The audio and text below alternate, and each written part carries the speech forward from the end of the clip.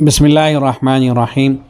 یہ غالباً کل ہی کا واقعہ ہے۔ معاذ طارق جمیل صاحب پرفیوم کے ایک شو روم میں تشریف لے گئے ہیں اور وہاں بیٹھ کر ایک روایت سنا رہے ہیں کہ اگر اہل جنت کو کاروبار کی اجازت دی جائے تو وہ پرفیوم اور کپڑے کا کاروبار کریں گے۔ یہ کل ہی ویڈیو شیئر کی گئی تھی، وہاں کے جو آفیشیل چینل ہے وہاں ریل کی شکل میں اس کو شیئر کیا گیا تھا۔ تو ایک صاحب نے اس ویڈیو کو بھیجا تھا کہ یہ روایت تو پہلی مرتبہ اس طرح کی سنی ہے، کیا اس طرح کی کوئی روایت موجود ہے یا نہیں؟ ایک حدیث سنا، اللہ کے نبی نے فرمایا اگر جنت میں اللہ تعالیٰ کاروبار کی اجازت دے دے کاروبار کرے تو جنتی کاروبار کریں گے کپڑے کا اور پرفیوم۔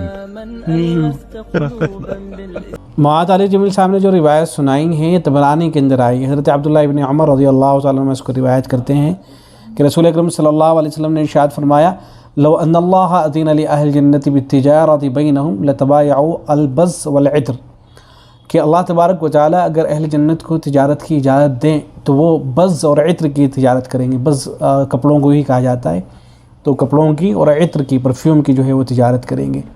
یہ روایت طبرانی کے اندر ہے اور ایسے ہی حلیۃ الاولیاء کے اندر آئی ہے، اور الضعفاء الکبیر للعقیلی اس کے اندر ہے، تاریخ اصبہان کے اندر ہے، اور بھی بہت سی کتابوں کے اندر اس روایت کو نقل کیا گیا ہے۔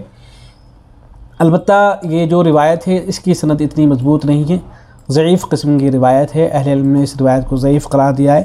ناصر الدین البانی صاحب نے بھی جو اس حدیث پر حکم لگایا ہے اور ضعیف ہونے کا حکم لگایا ہے، لیکن بہرحال موضوع نہیں ہے، من گھڑت نہیں ہے، ضعیف قسم کی روایت ہے۔ اور ضعیف جو روایتیں ہوتی ہیں ان کے بارے میں بار بار عرض کیا جا چکا ہے کہ ان کو بیان کرنے کی گنجائش ہوتی ہے۔ حضرت امام نووی رحمۃ اللہ علیہ نے کتاب الاذکار کے اندر محدثین اور فقہاء کا اجتماع نقل کیا ہے، ایک طرح سے ان کا اتفاق نقل کیا ہے کہ وہ سارے حضرات اس بات پر متفق ہیں کہ ضعیف روایت کو اس کے اوپر عمل کرنا جائز ہوتا ہے جب تک کہ وہ موضوع نہ ہو۔